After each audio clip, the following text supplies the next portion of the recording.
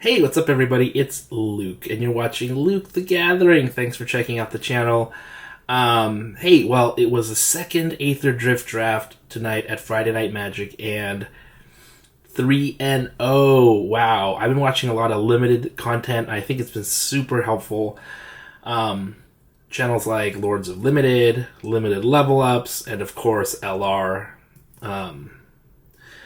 Great limited content. I've been loving it. And this set, Aetherdrift, it is a grindier, slower set than most. All the other sets that I've played this year, last year, and the year before, they were fast sets. Like, you needed to be on board or you were dead. This set, not so much. Sometimes it's turn 3 and finally I'm dropping a creature. Turn 4, finally a creature comes down.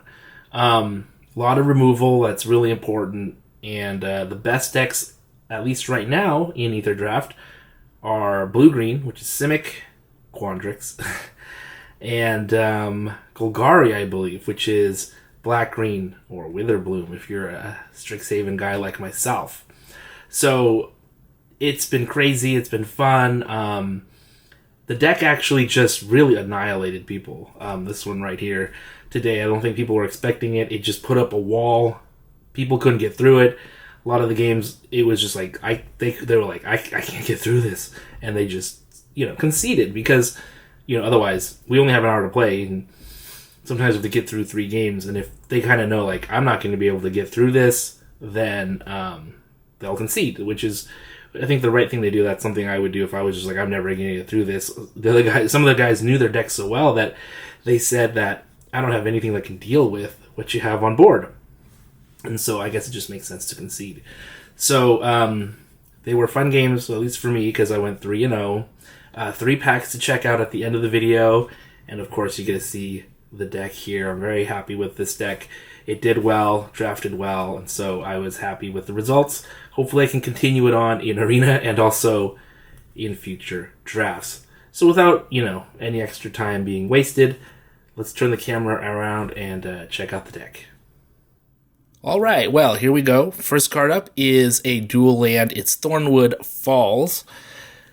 These gain lands are great. They come in tapped, but they give you a life, which is meaningful. I think that's great. Any one life, of course, makes a difference in many of the games that you play. This is a Simic tap land. It's great, especially if you can get this on like turn 1. You just drop it down, and you'll be set. I also splashed for red in this deck, so I had a Swiftwater Cliffs. Just a tap land, so there we go. This has been an amazing card, Stock Up. If someone plays Stock Up against me, I'm pretty unhappy about it, because Stock Up lets you look at the 5 cards on the top of the deck and then choose the 2 best cards that you need, and that's just crazy. Like, if you need land, you can get land. It's only 3, mana to play this card.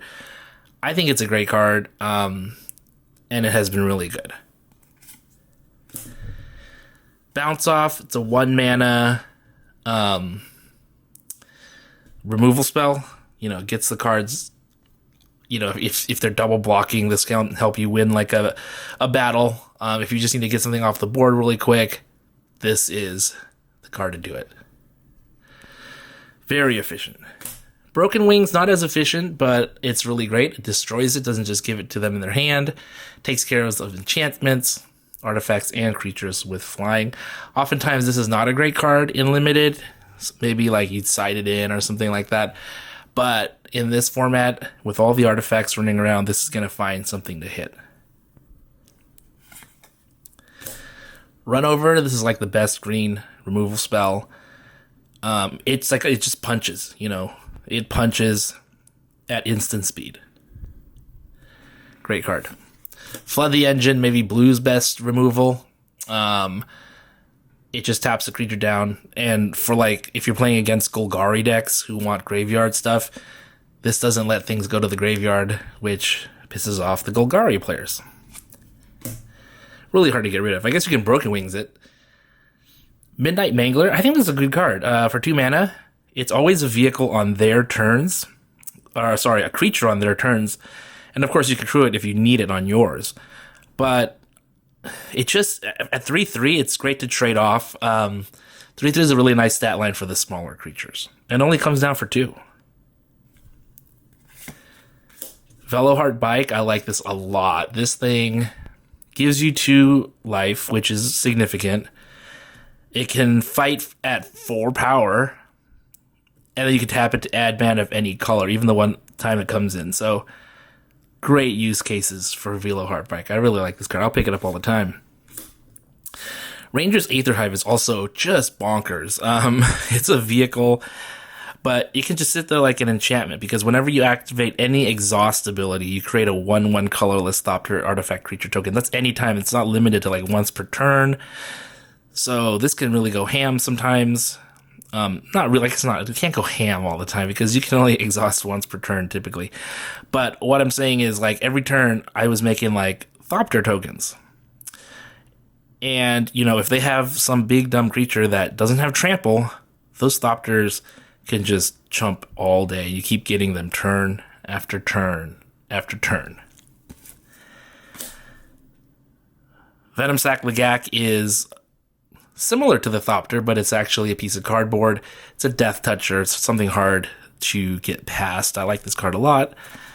Beast Rider Vanguard, great card in the late game. I used this 5 mana ability to find cards that I needed as we stalled out. My first game went to time. It was a stall, a stall, a stall. It was crazy. Spikeshell Harrier 4/4, great card. This sends a card back to their hand, and it reduces their speed if their speed is higher than yours. Anything that can just bounce out a creature is a fun time. This is a fun time. Ranger's Refueler, oh my gosh, this card is nuts. Whenever you exhaust, you draw a card. This thing you can exhaust to make it an actual artifact creature. I mean, that's just amazing. And it's put a +1/+1 counter on it, so it's a 4/4 that draws you a bunch of cards when you exhaust. It's so cool. Skystreak Engineer might have been the MVP at common level. It's only a 1/3, but 1/3 does great for blocking you really small guys. When you exhaust it, it becomes a 2/5, and this blocks a lot of things, especially in the air. It is super annoying and hard to get past.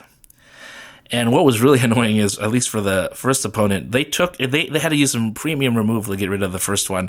And the funny thing is, I drew right into my second one and played it again, and had so much mana that it was just easy to exhaust again, to have another 2/5 flyer straight onto the battlefield. Howler's Heavy, I mean, this card, I always feel like, should I just cut this card? I feel like it's not going to do a whole lot. It ends up doing a lot every single time. Especially when you cycle it and you give something -3, -0, that wins you a battle, and it draws you a card. I actually never played this card for 3 and a blue as a 3/4. It always cycled for me, and it always helped me in battles. Sky Serpent Seeker, this is amazing. It's an amazing ramp card. Then it can be a great defender. Flying Death Touch 1/1. Just a really nice card. Rover Blades, this is one of my favorite cards in the entire set. It gives double strike to things. When you pair this with something with trample, it becomes absolutely heinous. Like Hazard of the Dunes. You put the Rover Blades on there, it's a 4/4 trampler. There's not a whole lot your opponent can do against it. Unless you have something huge. And then if you exhaust this to make it bigger, then it's just even more exponentially difficult to deal with. And then I even had it on that blue creature I just shared with you, the one that bounced. I forget the name of it, but you put the double striker on that, and it's like a 4/4 double striker too. That's extremely difficult to deal with. Migrating Ketrodon, another amazing card. When it comes in, you gain 4 life. It's a 6/6 with reach. Again, super annoying to play against, and I had 2 of those. 6 mana wasn't hard to reach. Elfish Refueler, I didn't even look through the pack. This card was on the top of the one that was passed to me, like 3rd or 4th pick. I just picked it and passed the pack, because this card, don't pass up this card. This card, I mean, it just lets you exhaust re-exhaust things, and you just keep getting counters on things. You can get more tokens. There's so much you can do with this card. I mean, this card is like borderline broken in my opinion. I've lost to this card so many times. And when I can get it on my team, I will. It's funny, I splashed red for loot, and it actually never hit the battlefield. The games were always over before loot even hit the field. I was like, ooh, I have loot as my trump card. Didn't need it. Awesome card, though. I think the MVP this time around was the Afterburner Expert. This is a crazy card. It only comes down for 2 and a green. You can exhaust it for 2 and 2 green. Put 2 +1/+1 counters on it. Now, but whenever you activate an exhaust ability, you return this card from your graveyard to the battlefield. So as long as you're drafting a whole bunch of exhaust cards, this thing just keeps coming back and back and back. It's a 4/2. It could be a 6/4. Yeah, this card is a problem for people. And I love it. It was so good. It was definitely one of the stars, or the star of the entire deck. So great card there. This deck went 3-0, and I was able to get 3 packs of Aetherdrift play boosters as prize support. So there it is. Let's just go ahead and open it and see what we get from our packs.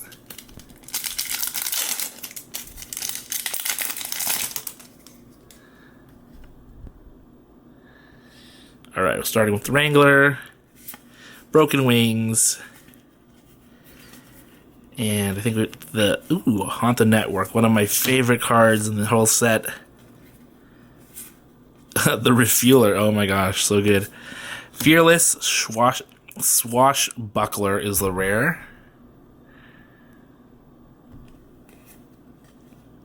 Gibrick, and there we go. So nothing too crazy. I mean, the Haunt the Network was actually probably my favorite card in that pack. Interference. Grimbauble, great card. Broken Wings again. The Ketradon is in here. Hellride's in there. Bleach Bone Verge, the rare Orzhov dual land, white and black. And that's okay, at least, especially for, collecting. Those lands are actually really sweet lands, so I don't mind getting those lands at all. Okay, this pack's starting with a Spin Out, which is a great card. Lightning Strike's in there. Earth Rumbler, great card. Monument to Endurance. This is one of the better cards in the set overall, so it's a great pull. Oh, wow, we got Pyrowood Gear Hulk. Wow, one of the Gear Hulks. The Gruul Gear Hulk. Sweet, and that's in the full art alternate special thing. There we go. Really cool stuff. Nice little hit there at Mythic. Thanks for watching, everybody. Good luck in your drafts. Hope you guys do really well, and I'll see you guys next time.